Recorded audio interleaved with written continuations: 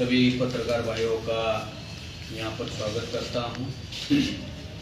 मैं डॉक्टर अनिल कुमार मानी राष्ट्रीय परिवर्तन मोर्चा कोर कमेटी का सदस्य हूँ तथा बहुजन मुक्ति पार्टी युवा प्रकोष्ठ का मैं राष्ट्रीय उपाध्यक्ष हूँ। साथियों, माननीय वामन मेश्राम साहब के नेतृत्व में जो बहुजन क्रांति मोर्चा के राष्ट्रीय संयोजक है और भारत मुक्ति मोर्चा के राष्ट्रीय अध्यक्ष है, इनके नेतृत्व में उत्तर प्रदेश में 41 दलों को लेकर राष्ट्रीय परिवर्तन मोर्चा का गठन किया गया और राष्ट्रीय परिवर्तन मोर्चा द्वारा 13 दिसंबर से लेकर 9 जनवरी 2022 तक मंडल स्तरीय महारैली का नियोजन बनाया और ये डे टू डे महारैली के कार्यक्रम मेश्राम साहब के नेतृत्व में चल रहे हैं। देश के हालात और उत्तर प्रदेश के हालात बहुत ही विपरीत हो गए हैं। उत्तर प्रदेश के अंदर कोई योग्य राज नहीं चल रहा है। उत्तर प्रदेश के अंदर गुंडा राज चल रहा है, जंगल राज चल रहा है, बेरोजगारी फैला गई है, महिलाओं के ऊपर अन्य अत्याचार हो रहे हैं, उनका उत्पीड़न किया जा रहा है, शेड्यूल कास्ट पर एट्रोसिटीज हो रही है, पिछड़े जाति की जातीय दर्द गिनती नहीं की जा रही है। ऐसे तमाम मुद्दों को लेकर, किसानों के मुद्दों को लेकर, श्रमिकों के मुद्दों को लेकर, महिलाओं के मुद्दों को लेकर, युवाओं के मुद्दों को लेकर राष्ट्रीय परिवर्तन मोर्चा आगाज कर रहा है और राष्ट्रीय परिवर्तन मोर्चा ने अपना एजेंडा बनाया कि बेरोजगारों को रोजगार देने का, बेरोजगारों को भत्ता देने का, समान शिक्षा मिलनी चाहिए और एजुकेशन का जो बजट है 3% बजट है वो बढ़ाकर 10% देने का। महिलाओं के सिक्योरिटी का सवाल निर्माण हुआ है। महिलाओं की सिक्योरिटी के लिए भी हमने एजेंडा बनाया हुआ है और जो पेंशनर है उनको भी वो पेंशन मिलनी चाहिए। तो तमाम मुद्दों को लेकर राष्ट्रीय परिवर्तन मोर्चा उत्तर प्रदेश के चुनावी मैदान में उतर गया है और इसमें पिछड़ों की जो जातीय दर्द गिनती होना चाहिए, यह भी मुद्दा राष्ट्रीय परिवर्तन मोर्चा ने लिया हुआ मुद्दा है। क्योंकि पिछड़ों के अगर जातीय दर्द गिनती होते तो पिछड़े लोग जागरूक हो जाएंगे और जागरूक पिछड़े लोग आगाज करेंगे इस देश में हमारी सबसे ताकतवर जनसंख्या है, जनसंख्या के आधार पर सेपरेट बजट एलोकेट होना चाहिए। ये सेपरेट बजट एलोकेट की डिमांड ना करे, इसलिए पिछड़ों की जातीय दर गिनती नहीं की जा रही है। नरेंद्र मोदी ने कहा था मैं पिछड़े वर्ग से आता हूं। पिछड़े वर्ग से 314 बच्चे हायर रैंक से आईएएस क्वालिफाइड हुए थे। 314 बच्चों को सिंगल आउट किया गया नॉन क्रिमिनल की मर्यादा सामने रखते हुए। तो पिछड़ों की जातीय दर गिनती होनी चाहिए, लोक संख्या के आधार पर उनको राइट मिलने चाहिए। किसानों के लिए कृषि कानून बनाया जाएगा और उनके लिए उद्योग का निर्माण किया जाएगा। तो इस मुद्दे पर राष्ट्रीय परिवर्तन मोर्चा पहल कर रहा है और माननीय वामन मेश्राम साहब के नेतृत्व में लगभग 41 पार्टी दल के नेता इसमें शामिल हुए हैं और इनके माध्यम से उत्तर प्रदेश में मंडल स्तरीय महारैली चल रही है। उसी का ही एक भाग 9 जनवरी 2022 को आगरा के ईदगाह मैदान पर राष्ट्रीय परिवर्तन मोर्चा की महारैली होने जा रही है और ये रैली माननीय वामन मेश्राम साहब के नेतृत्व में होने जा रही है। इस महारैली में राष्ट्रीय पिछड़ा वर्ग मोर्चा के राष्ट्रीय अध्यक्ष माननीय विकास जी चौधरी पटेल वो उनकी मुख्य अतिथि वो रहेंगे। प्रमुख उपस्थिति में बहुजन मुक्ति पार्टी के राष्ट्रीय महासचिव माननीय प्रवींद्र प्रताप जी उपस्थित रहेंगे। माननीय निशा मेश्राम जी मैडम जो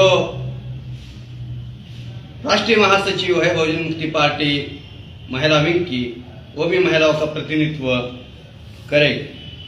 तो ऐसे तमाम नेतागण इस राष्ट्रीय परिवर्तन मोर्चा में शामिल होने जा रहे हैं और राष्ट्रीय मोर्चा परिवर्तन मोर्चा की जो महारैली है इसमें आगरा मंडल के तमाम युवाओं को जो SC ST OBC माइनॉरिटी से है, बुजुर्ग है, महिला है, कामगार है, श्रमिक है, किसान है, इन सभी भाइयों को मैं अपील करना चाहता हूं कि 9 जनवरी 2022 को आगरा मंडल स्तरीय महारैली में आप लाखों के तादाद में शामिल होकर ये रैली सफल करेंगे। धन्यवाद।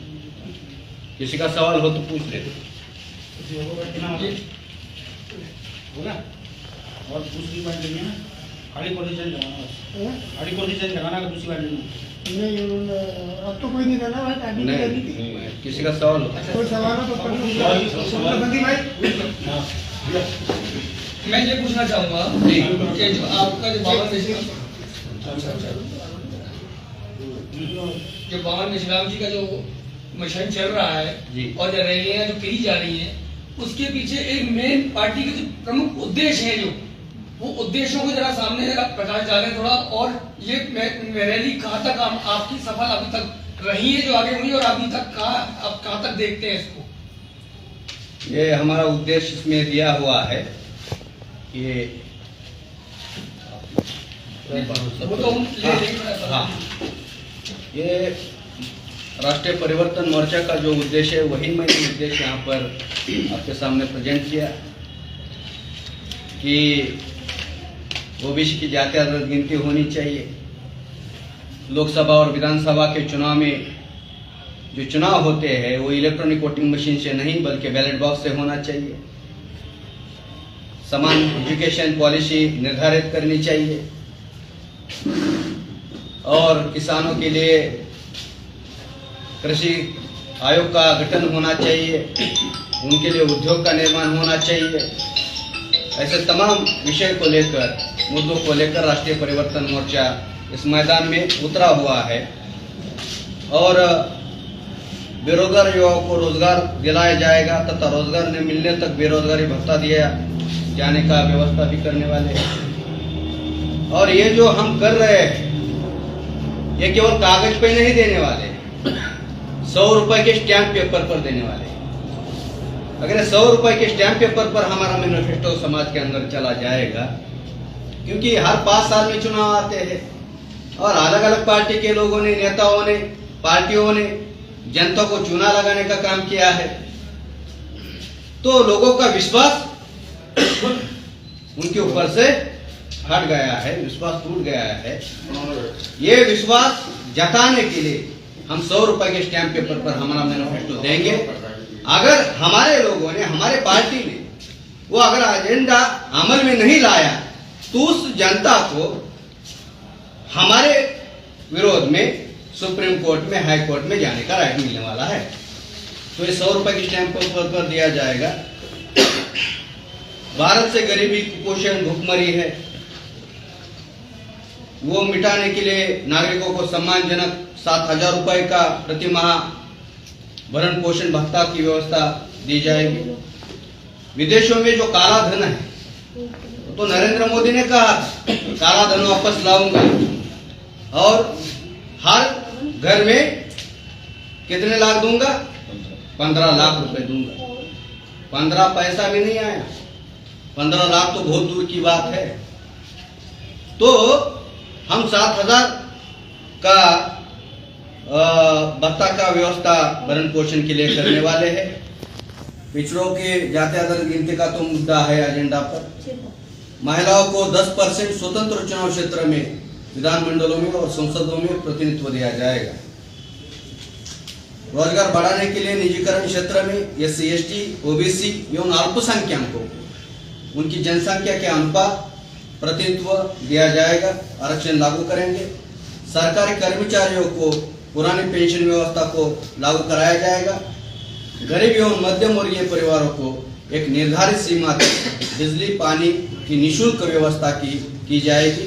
राष्ट्रीय परिवर्तन मोर्चा का ये संकल्प है और ये 100 रुपए के स्टैंप पेपर पर आने वाला है।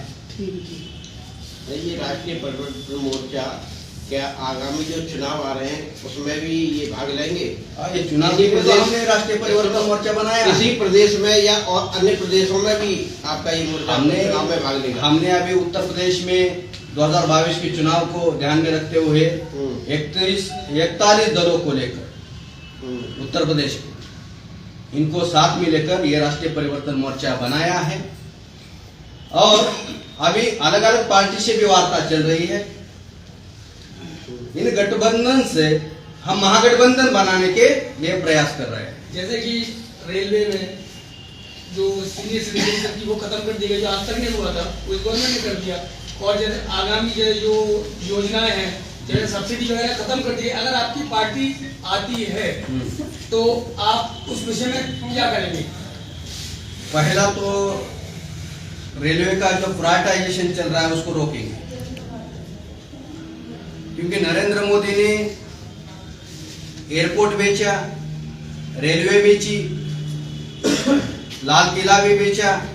यानी नरेंद्र मोदी गवर्नमेंट सेक्टर को प्राइवेट सेक्टर में रूपांतर कर रहा है। तो सेंट्रल गवर्नमेंट की जो रिजर्वेशन फैसिलिटीज है, आरक्षण है सेंट्रल गवर्नमेंट के अंदर, वो तो डिस्ट्रॉय किया जा रहा है, वो डिस्ट्रॉय किया जा रहा है। तो हमारी सरकार बनते ही हम उत्तर प्रदेश में ये पहले लागू करेंगे और 2024 में दिल्ली में लागू करेंगे। ये आपका जो दल है, हाँ, आपने कहा कि महागठबंधन होगा। इस महागठबंधन में कौन कौन से दल आ सकते हैं? भाजपा और बसपा को छोड़कर किसी भी दल के साथ में हम महागठबंधन बनाएंगे। प्रमुख तौर पर आपके जो छोटे छोटे जो गठबंधन जो कर रहे हैं उसका प्रमुख तल से कौन नेता कौन रहेगा? आपकी तो गठबंधन का एक नेता होता है। जो जितने सारे दल के पार्टी नेताओं ने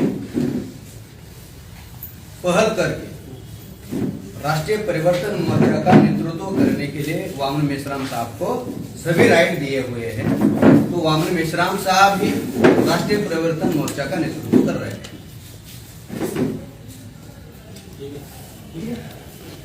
और किसी का सवाल? यूपी के विधानसभा के चुनाव है, यदि आप कोई अपना चेहरा लेके आते तो किस चेहरे को आप सामने लेके आएंगे? देखो, बीजेपी ने भी ऐसा कोई चेहरा सामने नहीं लाया था, ना उनका मुख्यमंत्री का कैंडिडेट घोषित था, तभी योगी को मुख्यमंत्री बनाया। जनता तय करेगी, जनता और राष्ट्रीय परिवर्तन मोर्चा की कोर कमेटी ये तय करेगी कि चेहरा कौन रहेगा कौन नहीं रहेगा।